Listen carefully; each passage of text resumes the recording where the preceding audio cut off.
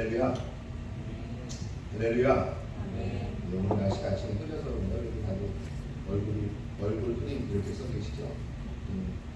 얼굴이 흐려, 날이 흐려도 얼굴이 밝게 우리가 주 앞에 나가는데 밝은 마음으로 말씀드리겠습니다. 할렐루야. 그게 안 해? 할렐루야. 예. 혹시 여러분 이시 아십니까? 강나루 건너서 1박 길을 구름에 달가듯이 가는 날이네. 길은 외줄기 남도 300리 수 있는 마을마다 타는 저녁 구름에 달가듯이 가는 날이네. 누구의 시인지 아십니까 여러분? 혹시 우리 학생들이 시 알아요? 처음 들어보죠? 한국에서 고등학교 나오면 다 아는 시. 왜냐면 고등학교 국어 시간에 나오는 박목월 시인님의 나그네라는 시입니다. 나그네라는 시. 이게 1964년에 발간된 청록집이라는 그 시집에서 처음으로 발간된 것입니다. 당시는 우리나라가 일제강점기 시대였지만 그 강점기에도 불구하고 그 일지에서 살아갈 수밖에 없는 우리나라 사람들을 그리면서 나그네로 표현을 하면서 그 나그네들이 어떻게 살아가고 있는지, 그러나 우리는 어디에 정처 없이 떠돌아다니는 나그네와 같다고 표현하지만 그래도 민족에게 희망을 주기 위해서 그 수 있는 마을마다 타는 전형이 풍성하고 넉넉한 것을 그리며 그 나그네가 바라보는 그 긍정적이고 아름다운 모습을 시로서 표현하고 있습니다. 여기서 보니까 나그네라는 표현을 써요. 박목월 시인이. 왜 나그네라는 단어를 쓸까? 우리 나그네 그러면 제일 먼저 드는 생각이 무엇입니까? 나그네 그러면 드는 생각은 집이 없어요. 나그네에게 집이 있을까요? 근데 저는 나그네 그러면 제일 먼저 생각나는 게 뭐냐면 방랑시인 김사가 뭐 이런 생각이 들어요. 나그네 하면 그런 생각. 왜냐면 나그네라는 것은 정처가 없고 내가 가는 목적도 없고 내가 또한 속한 것도 없고 내가 무엇을 해야 할지 아는 것도 없는 그러한 사람들로서 살아가는 그러한 나그네. 그 나그네를 바라보면서 그러한 사람들을 우리는 나그네라고 합니다. 그 나그네가 바로 어찌 보면 일제 치하에서 살아갔던 그러한 한국인의 정서와 또 한국인의 상황과 맞았다라고 아마 시인은 그랬던 것 같아요. 그런데 오늘 보니까 베드로전서 1장을 시작합니다. 베드로 사도가 남긴 유일한 베드로전서와 베드로후서에서 그가 시작하는 베드로전서 1장은 인사말에 이렇게 이야기해요. 예수 그리스도의 사도 베드로는 본도, 갈라디아, 갑바도기아, 아시아와 비두니아에 펴진 나그네라고 표현해요.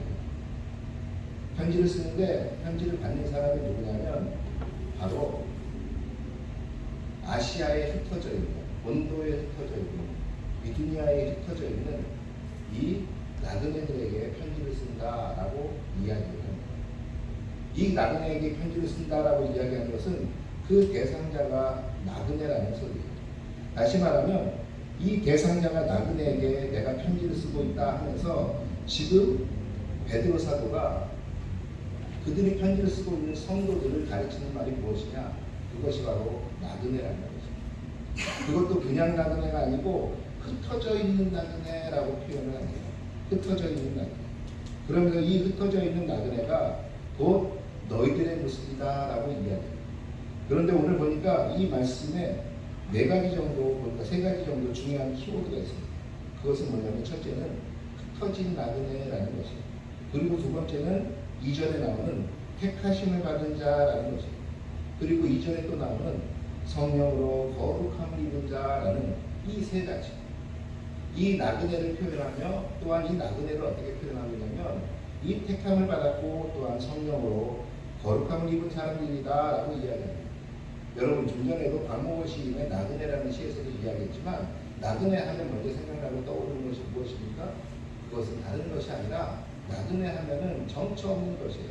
내가 속한 것이 없고 나그네 하면 또한 생각나는 것이 내가 어딘가에 대해서 방랑하며 내가 가야 할 곳을 모르는 사람들이 나그네입니다. 오늘도 발길이 났는데요. 오늘도 여행을 하며 내가 좋아하는 대로 아니면 길이 나는 곳으로 그냥 가면서 해가 지면 그곳에서 또 하룻밤 있고 또 해가 뜨면 또 가야 할 곳은 없지만 또 어딘가로 가기 위해서 정처 없이 발길을 내미는 그러한 상황에 있는 사람들이 나그네인 것입니다. 오늘 베드로 사도는 뭐라 그러냐면 바로 우리 그리스도인이 그런 사람들이다라고 이야기합니다. 우리 그리스도인들이 바로 나그네로서 하나님이 부르셔서 나그네로서 이 세상에서 정처 없이 떠돌아가며 살아가는 사람들이다라고 이야기합니다. 그런데 베드로가 이야기하는 이 나그네는 조금 의미가 달라요. 원래 나그네는 정처 없고 목적지도 없고 아무것도 없는 곳을 가는 사람이지만 이 베드로가 이야기하는 나그네는 무엇이냐면 너희들은 머물 곳은 없지만 너희들은 기거할 곳은 없지만 너희들이 한 군데에서 정착할 곳은 없지만 지금 너희가 살고 있는 곳은 너희가 영원히 정착할 곳은 없지만 너희는 가야 할 길이 있는 나그네라는 것입니다. 당시 로마에는 많은 사람들이 고향을 등지고 타지로 갈 수밖에 없었습니다. 왜냐하면 그 고향에서 핍박을 받았고 로마 부인들로부터 핍박을 받았고 또한 그 고향에서 수탈을 받으며 더 이상 살 수 없는 경우가 있는 사람들이 많았어요. 또한 로마 시민이 아닌 사람들은 우리가 잘 아는 것처럼 그 로마 시민과 로마 시민이 아닌 사람들의 차이가 너무나 컸어요. 그렇기 때문에 그들이 방랑자로서 흩어져서 자기의 고향을 등지고 떠난 사람들이 너무나 많았습니다. 그런데 그 떠난 사람들 중에 또 누가 있냐면 그리스도인들이 있었어요. 그리스도인들이 그 고향을 등지고 떠나는 이유는 무엇이냐면 오직 하나, 세상 가운데서 내가 예수를 믿는다, 세상 가운데서 내가 하나님에 속한 사람이다 라고 내가 선택을 받고 선택을 하고 그것을 세상 사람들에게 이야기하는 순간 그 사람들은 무엇이 되냐면은 세상으로 핍박받는 사람들이 됐어요. 고향에서는 머물 수 없는 사람들이 됐어요. 가족에게는 쫓겨나는 사람들이 됐어요. 너 때문에 우리 가족이 핍박받는다. 너만 없으면 우리가 이렇게 어려움을 살지 않는데 너 때문에 이렇다라고 이야기를 하면서 그 너 때문에 주변 사람들에게 핍박을 주지 않게 해서 나의 가족들에게 어려움을 주지 않게 해서 그들은 스스로 택한 것이 무엇이냐면 그 고향을 등지고 가족을 등지고 떠나는 것이었습니다. 여러분, 바울은 나그네였습니까? 그는 나그네가 아닌 정착민이었습니다. 바울은 원래 정착민이었어요. 지금 그 바울은 정착민이었던 그 바울이 하나님께 붙들림을 받고 그 하나님의 사람이 됐을 때 그는 복음을 위하여 무엇이 되었습니까? 그는 정착할 곳이 없는 떠돌이 인생의 그 대표적인 나그네의 인생을 보았습니다. 그러나 바울의 마지막 고백은 무엇입니까? 내가 달려갈 길을 다 달렸고 내가 하나님이 나에게 주신 모든 사명을 다 했기에 나는 이제로부터 기대하는 것은 하나님이 나에게 주신 그 생명의 면류관을 나는 기대하며 앞으로 나아간다라고 이야기하면서 나보다 행복한 사람은 없을걸, 나는 이 길이 너무나 아름다웠을걸, 나는 이 길 때문에 나는 지금도 너무나 기쁘고 행복하다라고 이야기했던 그 바울의 모습. 오늘 베드로 사도는 어떻습니까? 베드로 사도도 원래는 우리가 잘 아는 갈릴리 호숫가에서 자기의 집이 있고 장모가 있고 부인이 있었던 그러한 사람이었어요. 그 갈릴리 호숫가에서 살고 있던 그 베드로. 그러나 베드로는 어느 날 그 갈릴리 호숫가에서 예수님을 만났고 그 예수님 때문에 베드로는 이제 안정되고 정착된 자기의 일을 버리고 그 가정을 버리고 떠돌이 생활을 시작합니다. 베드로는 나중에 로마에서 십자가에서 거꾸로 달려 죽었다 그러는데 로마와 그가 있었던 갈릴리는 굉장히 먼 거리였어요. 그는 그 복음 때문에 예수님 때문에 무엇을 택했느냐? 내 편안한 생활과 그리고 내 고향과 내 가족들을 등지고 스스로 택한 것이 무엇이었냐? 갈릴 나그네였다라는 것입니다. 여러분, 성경에 나오는 위대한 이 인물들이 모두가 그렇습니다. 모두가 그들이 그 전에 살기에는 아브라함은 어떻습니까? 아브라함 자체가 하나님에게 불림을 받기 전에는 아브라함은 그 고향 우르 땅에서 그 땅에서 아주 잘 먹고 잘 살던 사람이었어요. 그러나 그는 하나님에게 불림을 받으면서 그는 알지도 못하고 보지도 않았고 생각지도 않았고 듣지도 못했던 그 땅 이스라엘로, 유대 땅으로, 가나안 땅으로 그는 가기 시작합니다. 그리고 그곳에서 그는 평생을 떠돌이 생활을 하는 거죠. 그는 정착할 땅은 필요 없다가 나중에 죽기 전에 그리고 그 부인이 죽을 때에 돼서야 막벨라 굴을 사고 그 주변 땅을 사게 되고 그곳에 겨우 자신이 정착할 만한 곳으로 하게 된 곳은 그냥 무덤 하나였습니다. 여러분, 다른 사람들은 어떻습니까? 다른 어떠한 사람들도 그 땅에서 그 고향에서 정착하며 살아가는 사람들은 없었어요. 그 사람들은 없었고 모두가 무엇이었냐면 그저 하나님에게 불렸다는 이유 하나 때문에 그들은 고향에서나 아니면 가족에게서나 모두가 배척받고 나가는 사람들이었다는 것입니다. 그런데 오늘 보니까 이들은 흩어져 있대요. 흩어지고 나그네 된 이유는 제가 조금 전에도 설명해 드린 오직 하나예요. 무엇 때문에? 하나님이 택하셔서 하나님이 불렀기 때문에 하나님이 불러서 택하셔서 그들은 나그네가 되었다는 것이에요. 여러분, 그렇다면 그 얘기는 뭐예요? 하나님이 부르지 않았다면, 하나님이 택하지 않았다면 그들은 나그네로 살 필요가 없었어요. 하나님이 부르지 않았다면, 하나님을 몰랐다면, 예수를 몰랐다면 그들은 나그네로서 정처 없이 떠돌며 가족과 함께 살지도 못하는 그러한 삶을 그들은 안 살아도 됐다는 것이에요. 여러분, 지금 우리의 삶은 어떻습니까? 여러분의 삶은 지금 가족과 있기에 나그네 삶이 아닙니까? 아니요. 여러분들은 이미 여러분들의 고향, 여러분들의 부모는 우리 학생들은 아니죠. 그러나 우리 어른들은 여러분들의 부모, 그리고 여러분들의 친족과 모든 것을 버리고 이 땅 다바오에서 살아가고 있어요. 여기 다바오에 오신 지 10년이 지나고 20년이 지나고 30년이 지나신 이 다바오에서 가장 오래되셨다는 분, 그런 분을 제가 만나도 항상 듣는 얘기는 무엇이냐? 이곳 다바오에서 산 지가 이제는 한국에서 산 것보다 더 오래됐는데, 더 오래됐음에도 불구하고 아직도 이 땅에서는 나는 외국인이고 나그네로밖에 느껴지지 않는다는 거죠. 왜 그럴까요? 여기서 더 오래 살았고 어찌 보면 한국 들어가는 것보다 이곳에 있는 것이 더 편할 수도 있어요. 제가 지난 7월 달에 한국에 갔는데 한국에 있으면 머물 곳도 없고 그저 안식관이라는 곳, 선교관이라는 곳에서 내 집도 아니고 그러기에 그곳에서 머물 수도 그냥 잠깐 있다 가는 그곳에 있으니까 처음 느껴진 것이 무엇이냐? 이제는 한국이 내가 있을 곳이 아니면 한국은 나를 잊은 곳이구나 라는 것을 느꼈어요. 저희 아이가 이제 한국에 가서 지금 학교를 다니고 있는데 그 아이가 있어야 할 한 평짜리나 두 평짜리 방도 없는 그러한 것을 느끼면서 무엇이냐면 처음으로 내가 한국에서는 이제 있을 곳이 없구나라는 것을 느꼈어요. 그럼에도 불구하고 이 땅 가운데는 어때요? 이 땅이 그럼 더 포근하게 느껴지고 이 땅이 나의 고향처럼 느껴지고 이 땅이 우리의 집처럼 느껴집니까? 그렇지 않습니다. 이 땅에서도 지금 느껴지는 건 무엇이냐면 아무리 필리핀 사람들과 아무리 우리 사역자들과 오랫동안 같이 정을 나누며 있어도 그들과 있으면 왠지 소외감을 느끼고 왠지 나그네 같은 느낌이 들어요. 외국인일 수밖에 없어요. 우리 사역자가 그럽니다. 목사님은 우리의 영적인 아버지 같아요. 목사님 너무 감사해요. 맨날 말하지만 그 친구에게도 제가 느끼는 것은 그러나 내가 너에게 진정한 가족은 되기가 힘들겠구나라는 거죠. 이 땅에서도 우리는 외국인이며 나그네로 살아가는 거죠. 여러분, 하물며 하나님께서 우리를 부르셔서 원래 세상 가운데 속해 있던 우리가 이제는 그 하나님의 사람으로 속해서 살아간다는 것은 무엇을 의미하냐면 이제는 세상 가운데 나그네가 될 수밖에 없다는 것이에요.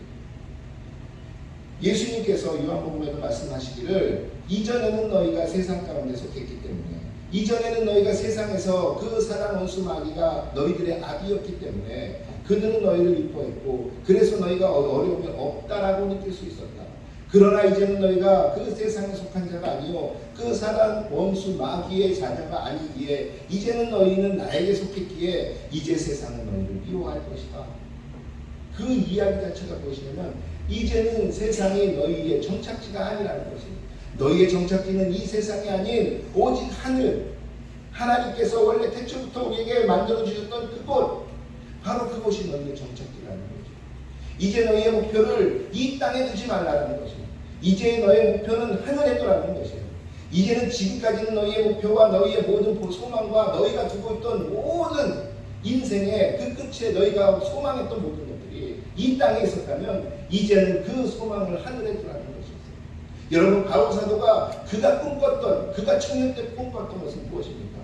가장 아름다운 하나님의 율법의 나라를 만드는 것이었어요. 어디에? 바로 이스라엘 땅에, 바로 이 세상에. 그래서 그는 과감하게 우리가 잘 아는 스데반 집사가 그 앞에서 설교를 하고 끌려왔을 때 그는 그래서 그게 그를 돌로 쳐 죽여도 당연하다고 생각했어요. 왜? 그의 소망은 이 땅 가운데 있었기 때문입니다. 그러나 어느 날 그가 하나님을 만나게 되고 예수 그리스도를 만나게 되고 그의 소망이 땅에 있는 것이 허무하다는 것을 깨달았을 때 그는 그때부터 그의 소망을 어디에 두기 시작했냐면 하늘에 두기 시작했습니다. 그리고 하늘에서 하나님께서 하시는 말씀, 예수께서 하시는 말씀, 예수께서 바울에게 주신 그 사명 하나만을 바라보며 나의 목적은 오직 하나, 하늘에서 하나님께서 나에게 주시는 그 상급을 바라보며 가요. 그랬을 때 바울은 우리가 알고 있는 바울이 된 것입니다. 사울이었던 그 바울이 이제는 바울로 변하는 것입니다. 어디에 그의 소망을 땅에 뒀을 때보다 그의 소망을 하늘에 두기 시작했습니다. 여러분의 소망은 어디에 두고 계십니까? 여러분, 우리는 베드로 사도가 오늘 뭐라고 얘기하냐면 이 땅 가운데 흩어진 나그네들. 왜? 하나님이 택하셔서 흩어진 나그네. 오직 이유는 하나밖에 없어요. 하나님이 우리를 택해 주셔서 흩어진 나그네. 우리는 이야기합니다. 하나님이 택해 주신 것 은혜입니다라고 이야기해요. 근데 그 택해 주신 것 때문에 나그네가 된 그 상황을 우리는 은혜라고 생각할까요? 아니요. 우리는 그게 고통이고 고난이고 어려움이라고 생각해요. 하나님 왜 택해 주셔서 도리어 왜 택해 주셔서 내가 이렇게 고난 가운데 가야 합니까? 왜 택해 주셔서 이런 어려움이 나에게 와야 합니까? 왜 택해 주셔서 왜 세상 사람들이 다 갖는 저런 것을 나는 제한하고 가지면 안 됩니까? 왜 나는 저것을 바라보면 안 됩니까? 라고 우리는 이야기할 수 있다는 거죠. 그러나 오늘 베드로는 또 이야기합니다. 그러나 너희가 그것보다도 성령의 거룩함을 잊기 위해서 노력하는 자가 되라는 거죠. 예수님께서 말씀하셨어요. 내가 이제 떠나야 너희에게는 더 좋다라고 이야기하니까 모든 제자들이 주님 왜 떠나십니까? 주님이 계셔야 우리가 좋죠. 왜 주님이 떠나는 게 좋습니까? 그랬더니 예수님이 하시는 말씀, 내가 떠나야 보혜사가 너희에게 올 수 있다는 것을. 나는 너희 곁에 있고 나는 너희와 영원히 있을 수 없지만 그 보혜사는 너희 곁에 있는 것이 아니라 너희 안에 내주하여 내가 말한 것, 내가 이야기한 것, 내가 했던 행동, 이 성경의 모든 말씀이 기억나며 이해가 되며 이제 너희는 진리 가운데 이끌 것이라는 거예요. 그 하나님의 영이 너희에게 올 때, 그 하나님의 영이 너희에게 와서 너희 가운데 내주하게 될 때 드디어 나의 말이 무엇인지 깨닫게 되고 드디어 너희가 가야 할 곳이 무엇인지 알게 되며 그때부터 너희를 인도할 것이다 라고 이야기합니다. 그것이 성령으로 거룩함을 입은 자입니다. 하나님이 그렇다면 왜 우리를 택하셔서 흩어진 나그네가 되게 하셨을까요? 그 이유는 오직 하나님입니다. 하나님의 부르심, 하나님의 부르셔서 하나님이 자신의 사랑으로 구속하기를 원하세요. 다시 말하면 처음에 하나님이 창조하셔서 그 아담이 하나님과 동행하며 하나님 안에 머물 때 기뻐했던 것처럼 그 그림을 하나님은 다시 회복하기를 원하세요. 하나님은 그것을 다시 회복하기를 원하며 너희가 자유를 이야기하지만 너희가 가장 자유로울 때는 언제냐? 내 안에 거할 때 가장 자유로울 것이다 라고 이야기하셨다. 우리는 자유를 이야기하면서 계속 이야기합니다. 내가 하고 싶은 대로, 내가 원하는 대로, 내가 추구하는 대로 하는 것이 자유라고 착각을 해요. 그러나 만해 한용운 시인이 이야기했던 것처럼 가장 아름다운 자유는 무엇이냐면 내가 이야기하는 절대자, 내가 사랑하는 그 당신, 내가 사랑하는 절대자에게 복종할 수 있는 그것이 가장 큰 자유라고 만해 한용운 선생님이 이야기했습니다. 그런 것처럼 바로 하나님은 말씀하시는 것이 무엇이냐? 너희의 본성에 창조주인 나에게 같이 하며 동행하며 그 안에 있는 것이 너희에게 가장 큰 자유라는 것입니다. 여러분, 왜 인간이 하나님과 떨어지게 됐습니까? 오직 하나예요. 자유에 대한 착각. 내 마음대로 할 수는 더 자유롭지 않을까? 내 뜻대로 하면 더 자유롭지 않을까? 내가 소망하는 것을 이루면 나는 더 기쁘지 않을까? 여러분 소망하는 대로 다 이루면 다 기쁩니까? 여러분이 추구한 것을 여러분 뜻대로 다 하면 다 기뻐요? 여러분 다 그렇지 않아요. 어쩔 때는 소망하는 것을 이뤘는데 이루고 보니까 허망할 때가 너무. 여러분 연극하는 분들이 가장 많이 느끼는 거예요. 뭐죠? 여러분 연극이 끝나고 그 연극을 무대에 올리기 위해서 그들은 그 순간에 2시간, 3시간의 연극을 위해서 그들은 그것을 무대에 올리기 위해서 그냥 한두 시간을 연습하는 게 아니에요. 짧게는 몇 달, 길게는 1년 이상을 연습해요. 그것을 연습해서 마지막까지 최대한 연습한 다음에 그들이 무대에 그 2-3시간짜리 연극을 올려요. 연극을 올린 다음에 그들이 그 연극이 끝난 다음에 그들에게 오는 것은 무엇일까요? 무한한 기쁨과 무한한 감동과 무한한 행복일까요? 아니요. 연극하는 사람들이나 모든 사람들의 말은 무엇이냐면 그렇게 노력을 하고 그 한순간을 위해서 달렸는데 그것이 끝나고 나면 오는 그 허망함과 절망. 연극이 다 끝나고 사람이 다 떠나고 무대 커튼 속에서 모든 게 다 불이 꺼졌을 때 그 허망함. 그렇게 달렸어요. 열심히 달렸어요. 그 하나만을 위해서 달렸어요. 그리고 잘 됐어요. 그런데 그 잘 된 이유가 그 잘 됐으면 행복해야 되는데 행복하지 않고 그들은 허망함.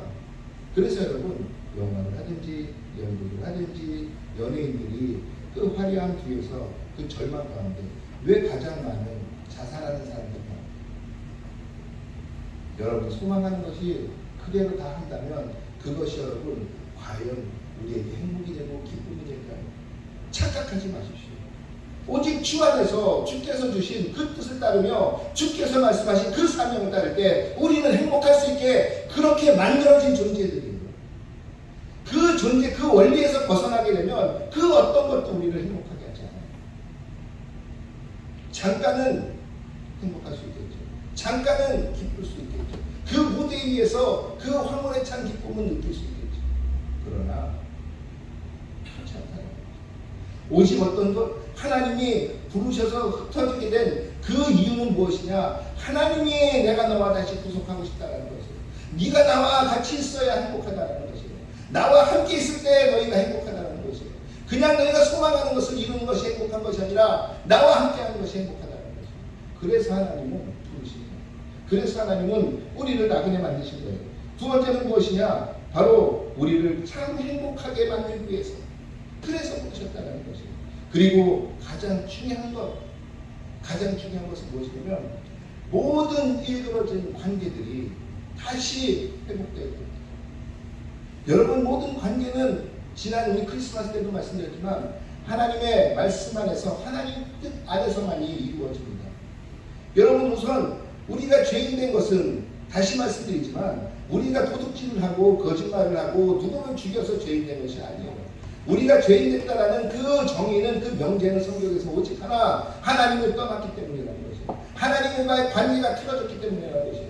하나님의 관계가 단절됐기 때문이라는 것이에요. 그러니까 하나님의 관계가 단절되지 않고 다시 이어진다면 그 관계는 회복되고 그것은 죄가 아니라는 것이에요. 넘어질 수 있어요. 그리고 잠시 설 수 있어요. 그러나 하나님은 그것을 중요하게 생각하지 않는다는 것이에요. 넘어져도 너는 나를 바라보고 있니? 네가 잠시 서더라도 나를 바라보고 있니? 네가 절망하고 있어도 나를 바라보고 있니? 네가 나와 함께하고 있니? 네가 그것을 생각하고 있니? 하나님은 그것을 염두에 두고 계시다는 것이죠. 여러분 그래야 하나님과 그 관계를 회복하기 위해서 다리가 되기 위해서 오신 분이 예수 그리스도라고 말씀드렸잖아요. 바로 그것처럼 하나님은 흩어진 채로 나그네를 만드신 이유는 무엇이냐면 우리를 다시 하나님과의 관계, 그리고 세상 사람들과의 첫 관계, 그리고 세상과의 첫 관계, 그리고 나와 내 내면에 있는 나와의 첫 관계를 다시 회복시키기 위해서 하나님께서는 우리를 흩어진 나그네로 만들기 위해서 세상 가운데서 굳이 끄집어내서 우리를 택하셔서 부르셔서 세상과는 떨어진 존재로 만드셨다는 거죠. 여러분 바로 여기에 교회의 목적이 있는 것입니다. 여러분 하나님께서 부르신 이유는 바로 이 교회 삼기 위해서 부르신 것입니다. 이 교회의 목적이 바로 여기 있는 것입니다. 오직 교회는 무엇이냐? 하나님께로부터 택하시는 이분 자들이 교회예요. 하나님께로부터 부르심을 듣는 사람들이 교회예요. 하나님 때문에 나그네 된 사람들이 교회예요. 하나님 때문에 고통받는 사람들이 교회인 것이에요. 하나님 때문에 어려움을 당하는 것이 당연한 것을 라고 느끼는 사람들이 교회라는 것이에요. 여러분 다시 말씀드리지만 에클레시아가 교회인데 에클레시아가 무슨 뜻이라 했어요? 에크는 밖으로고 에클레시아는 갈레오 동사에서 하고 갈레오는 부르다예요. 하나님께서 이 세상 밖으로 불러내신 존재들이 그게 교회라는 것이에요. 왜? 다시 말씀드리지만 하나님의 그 선하신 뜻과 사명을 이루기 위해서, 또한 우리에게 하나님 안에서 참 행복을 원래 만드신 목적을 다시 이루기 위해서 그 세상 밖으로 끄집어내서 불러서 나그네 만드신 그것이 교회라는 것입니다. 그러기에 여러분들은 하나님께서 끄집어내서 부르신 교회입니다. 그래서 오늘 베드로 사도는 무엇을 얘기하냐? 교회로서 부르심을 받은 사람들 중에 이야기하기를 그 하나님의 선하신 뜻, 아버지의 미리 하심에 따라 2절에 성령의 거룩하게 하심으로 순종하게 하는, 그래서 예수 그리스도의 핏부림을 얻기 위하여 택하심을 받은 자들, 이 사람들이 교회, 하나님의 부르심에 순종하고 예수 그리스도의 핏부림으로 거룩해 된 사람. 여기서 전제 조건이 있어요. 하나님의 말씀에 어떻게 한다? 순종한다는 거예요. 여러분 그래서 교회의 절대 진리는 뭐냐? 순종이에요. 교회 진리는 절대 진리는 사랑이 아니에요. 교회의 절대 진리는 순종이에요. 우리는 하나님의 말씀에 절대적으로 순종한다는 믿음이 있어야 돼요. 이 절대적 믿음에 대한 명제가 없이는 교회는 이루어질 수 없습니다. 내가 좋은 것만 순종하겠습니다. 내가 이해되는 것만 순종하겠습니다. 나에게 영광으로 다가올 것만 순종하겠습니다. 이것이 아니에요. 내가 이해가 안 되든 내가 나와 생각이 다르든 나와 상관없지만 하나님의 말씀이 하시고 하나님께서 말씀하시는 것 그것을 그냥 절대적으로 순종하는 것. 이것이 교회의 적조입니다.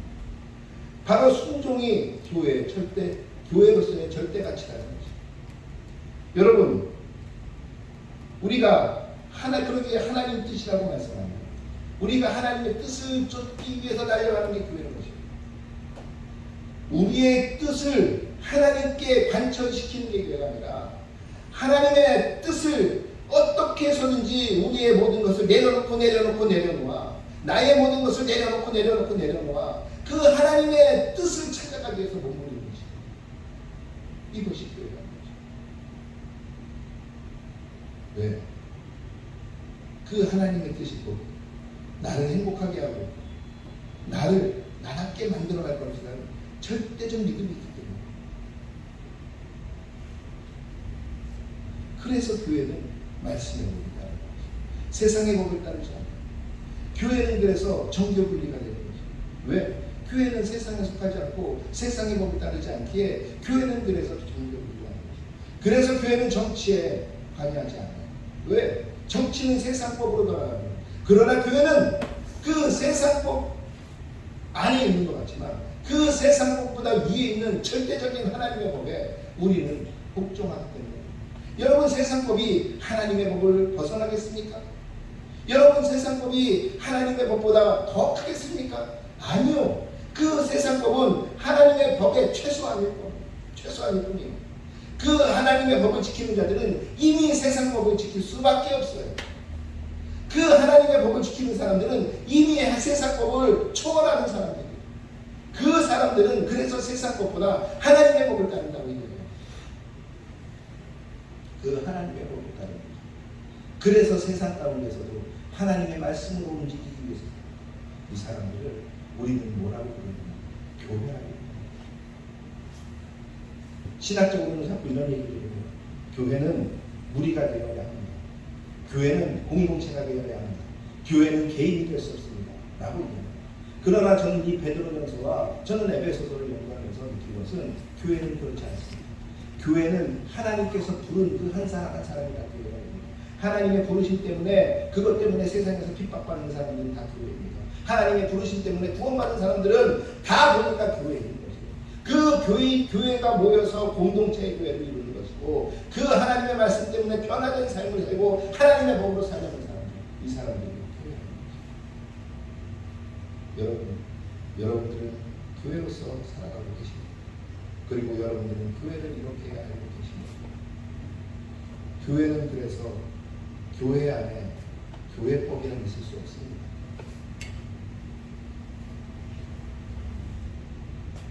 장로교회 가면 장로교회 총회법이 있고 그 다음에 노회법이 있고 장로교회 교회법이 있습니다. 감리교회 가면 감리교 총회법이 있습니다.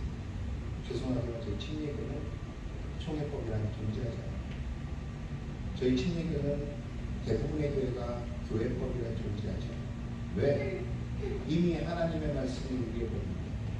왜 교회법이 필요하죠? 우리가 그 하나님의 말씀대로 따른다면 모든 것이 다 해결이 되는데 왜 교회법이 필요하죠? 하나님의 절대적인 법을 위해서 오직 하나 그 법에 우리가 순종하느냐 안 하느냐 이것만 있을 뿐입니다. 우리 디사이플 교회는 그 하나님의 절대적인 법에 순종하시는 교회들을 주의 축원합니다. 우리 디사이플의 모든 공동체 한 사람 한 사람들은 이 하나님의 법에 절대적으로 순종하시는 여러분들에게 주의 이름으로 축원하겠습니다. 여러분 그것이 안 되고서는 내가 하나님의 사람으로 하나님과 함께 동행하는 게 아니라 내가 교회입니다. 그렇게 이야기해야 됩니다. 저도 그래서 가끔 목사이지만 제가 교회입니다 라고 이야기할 때마다 얼굴이 화끈화끈 때가 많아요.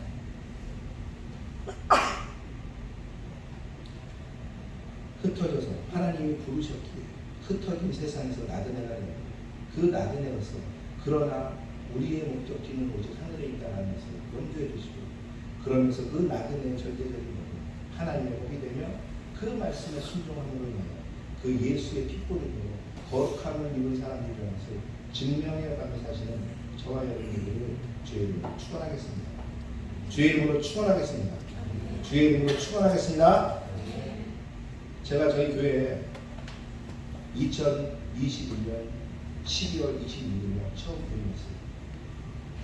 그리고 제가 2022년 1월 2일날 첫 예배 설교가 바로 이 흩어진 나눔이었습니다. 부르심에 따라 흩어진 나눔, 바로 이것이 저의 첫 설교였습니다. 우리는 모두가 부르심을 입은 나눔, 그리고 우리는 그 부르심으로 말미암아 교회가 된 사람입니다. 그 교회로서 여러분의 그 정체성을 마음껏 즐기시고 그것을 통하여 세상 가운데, 특별히 이 다가온 땅 가운데 여러분의 빛과 소금의 역할을 다하시는 그러한 우리 디사이플의 모든 공동체들을 주의 이름으로 축원하겠습니다. 그래서 우리가 그것을 바라보는 하나님 나라의 교회로서 세상 가운데 당당히 아기 같게 살아가시는 그러한 공동체들을 주의 이름으로 축원하겠습니다. 축원하겠습니다. 축원하겠습니다. 우리 잠시 기도했습니다.